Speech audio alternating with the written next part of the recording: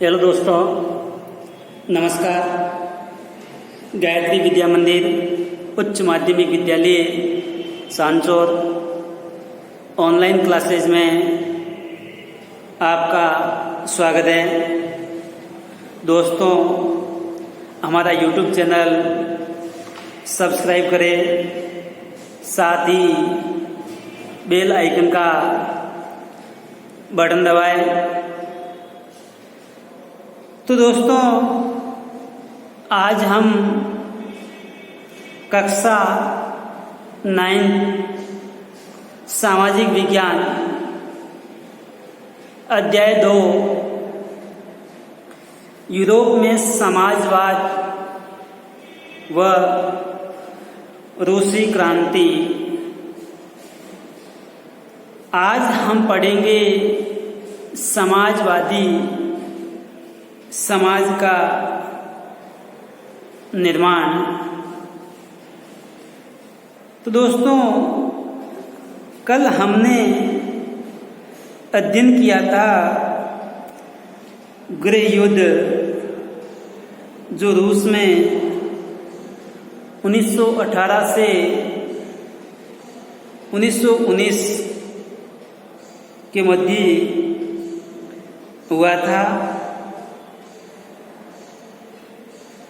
बोल्शेविकों के खिलाफ गैर बोल्शेविक समाजवादी, उदारवादी व राजशाही के समर्थकों के मध्य यह गृह युद्ध लड़ा गया था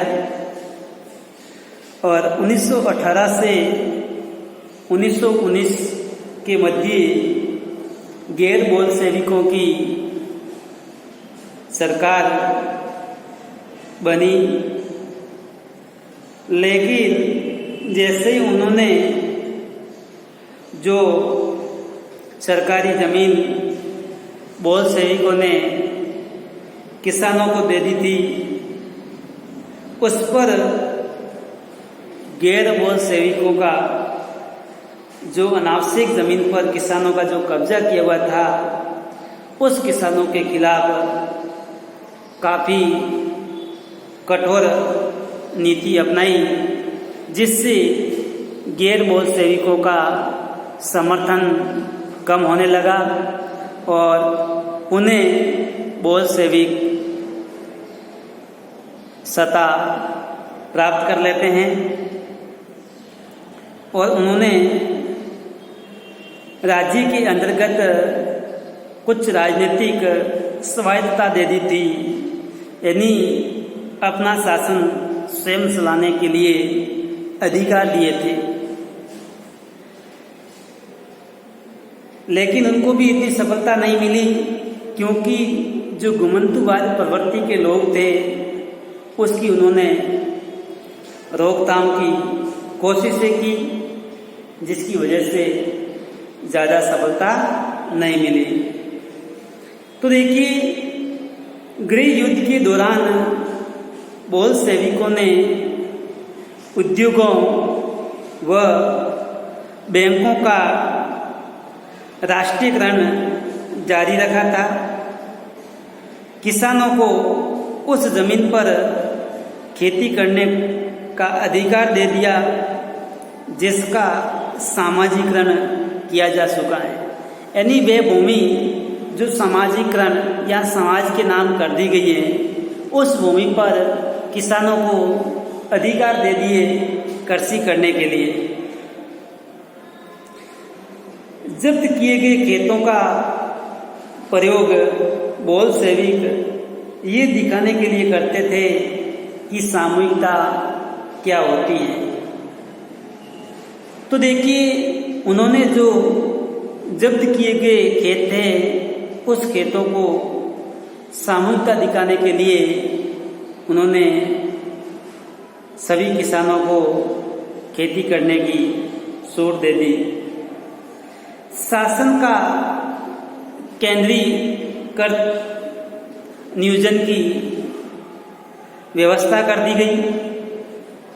यहाँ अपन कह सकते हैं कि शासन के लिए केंद्रीकृत नियोजन की व्यवस्था की गई। अफसर इस बात का हिसाब लगाते थे कि अर्थव्यवस्था किस तरह काम कर सकती है, कैसे काम कर सकती हैं, ताकि रूस की अर्थव्यवस्था मजबूत हो सके।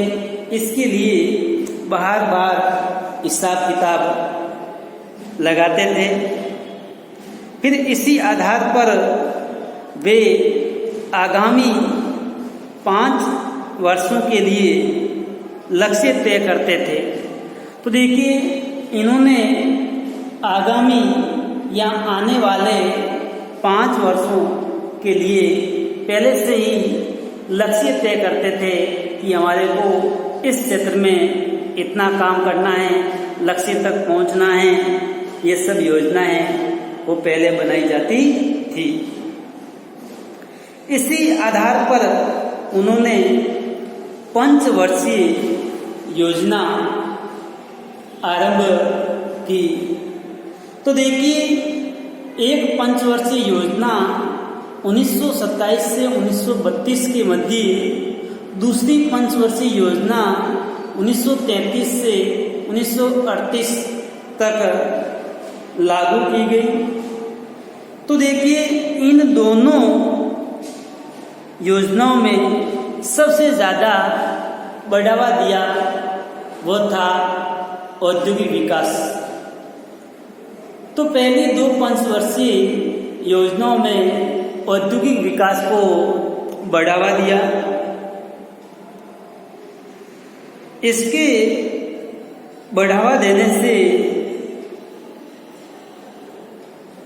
औद्योगिक विकास हुआ।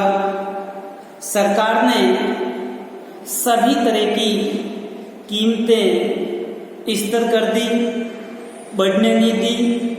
इससे और भी आर्थिक विकास को गति मिली व उत्पादन भी बढ़ने लगा।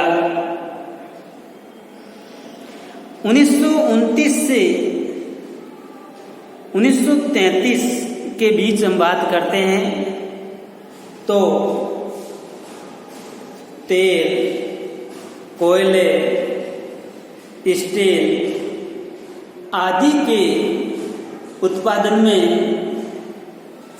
100 गुना वृद्धि हुई पंचवर्षीय योजनाओं के माध्यम से। इसके अलावा जब औद्योगिक क्षेत्र बढ़ने लगा तो उसके साथ साथ नए नए औद्योगिक शहर भी विकसित हुए।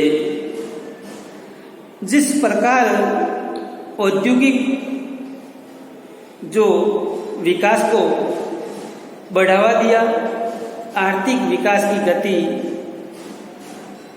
अधिक थी, जिसकी वजह से तेज निर्माण कार्यों के दबाव में कार्य स्थितियां खराब होने लगी।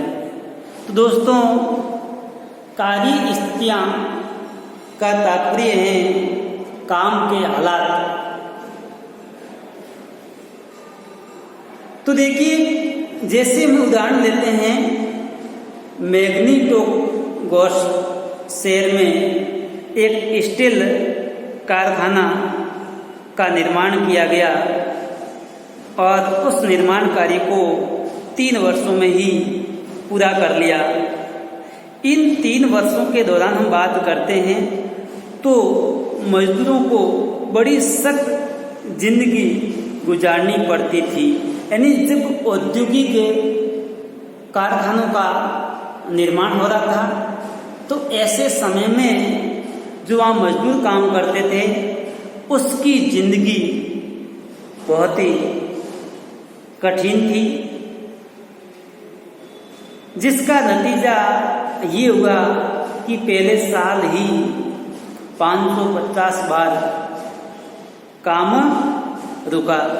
तो काम रुकने का आप पता लगा सकते हैं कि जो रिहाइश थी, क्वार्टर थे, उस क्वार्टरों से जाड़ों के समय में, यानी जो सर्दी का मौसम होता है, उस सर्दी के समय लोगों को शौचालय जाने के लिए 40 डिग्री कम तापमान पर लोग चौथी मंजिल से उतरकर सड़क पार करके दूसरी तरफ जंगल की ओर जाते थे। तो आप अनुमान लगा सकते हैं जब तापमान -40 डिग्री तापमान होता है तो कितनी ठंड होगी। ऐसे ठंड के समय में 4 मंजिल नीचे उतर करके सड़क पार करके शौचालय जाना, जिसकी वजह से हम कह सकते हैं बहुत सारे मजदूर हैं वो काम छोड़ दिए, जिसकी वजह से जो कार्य स्थितियां हैं वो खराब हुई थी।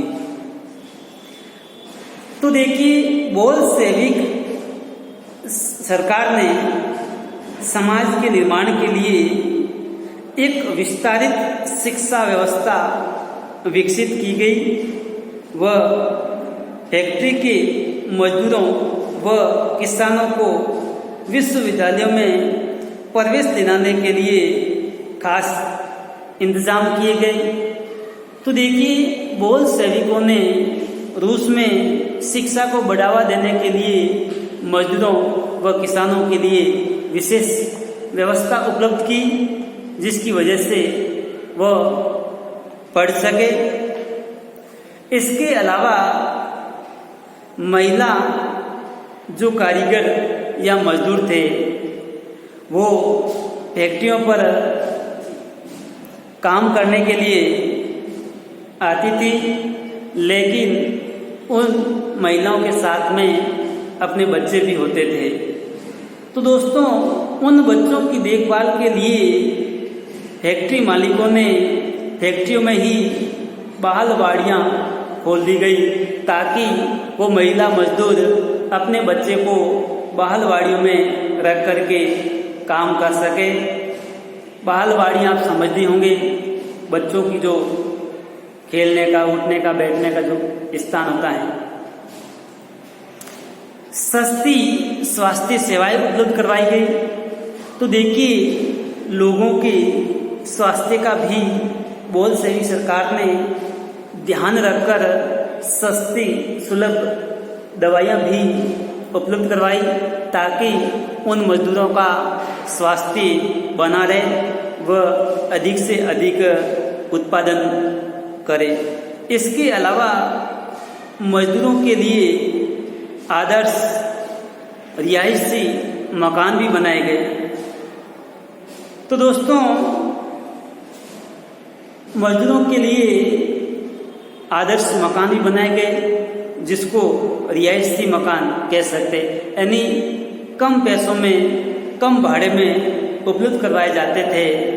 लेकिन इन तमाम कोशिशों के नतीजे सभी जगह एक जैसे नहीं रहने का कारण यह था कि रूस के पास जो संसाधन थे वो बहुत ही कम थे, सीमित थे, जिसकी वजह से रूस को जितनी सफलता मिलनी चाहिए थी उतनी सफलता नहीं मिली। तो दोस्तों, एक बॉक्स में बताया गया है कि 1933 में स्वाभाविक बचपन के सौपन व यथार्थ के बारे में कुछ लिखा है। तो देखिए, लेटर बताया गया है कि प्रिय दादाजी कालिनिन, मेरा परिवार बड़ा है, 4 बच्चे हैं। हमारे पिता अब नहीं हैं, वे मजदूरों के लिए लड़ते हुए मारे गए थे और मेरी माँ, बच्चा रोता है, बीमार है। मैं बहुत पढ़ना चाहता हूँ पर स्कूल नहीं जा सकता। मेरे पास पुराने जूते हैं पर अब वह इतने फट चुके हैं कि कोई उनकी मरम्मत नहीं कर सकता है। मेरी माँ बीमार है, हमारे पास न तो पैसा है व न ही खाने के लिए अनाज या रोटी, पर मैं पढ़ना बहुत चाहता हूँ। हमारे सामने पढ़ने और बस पढ़ने की जिम्मेदारी है। व्लादिमीर लेनिन ने यही कहा है, पर मुझे स्कूल जाना छोड़ना पड़ेगा क्योंकि हमारा कोई रिश्तेदार नहीं है, कोई भी हमारी मदद नहीं कर सकता है। इसीलिए मुझे फैक्ट्री में काम करना पड़ेगा ताकि मेरा परिवार भूखों मरने से बच जाए। प्रिय दादाजी, मैं 13 साल का हूँ, पढ़ाई में अव्वल आता हूँ, वह मेरी कोई खराब रिपोर्ट नहीं है। मैं 5वीं कक्षा में पढ़ता हूँ। तो दोस्तों, ये 100वें राष्ट्रपति जो कालीन के नाम पर 13 वर्षीय एक मजदूर बालक हैं, जो 1933 में राष्ट्रपति को पत्र लिखता है, किसके लिए? आर्थिक स्थिति बयां करने के लिए। बच्चा कह रहा है कि मेरे पिताजी अब नहीं हैं, मजदूरों के साथ संघर्ष करते हुए मारे गए, मेरी माँ बीमार हैं और जो परिवार है वो भी बड़ा है, 4 बच्चे हैं, कमाने वाला कोई नहीं है। इसलिए मैं पढ़ना चाहता हूँ, लेकिन परिवार की आर्थिक स्थिति की वजह से मैं फैक्ट्री में काम करूँगा और करना पड़ेगा। किसके लिए? परिवार के पालन पोषण के लिए। तो ये हालात थे उस समय जब जो परिवार का मुखिया मजदूरों के साथ संघर्ष करते हुए मारा गया, जिसकी वजह से उनका पूरा परिवार है वो आर्थिक स्थिति से जूझ रहा है। दोस्तों, आज इतना ही। कल अपन पढ़ेंगे स्टालिनवाद व सामूहिकरण।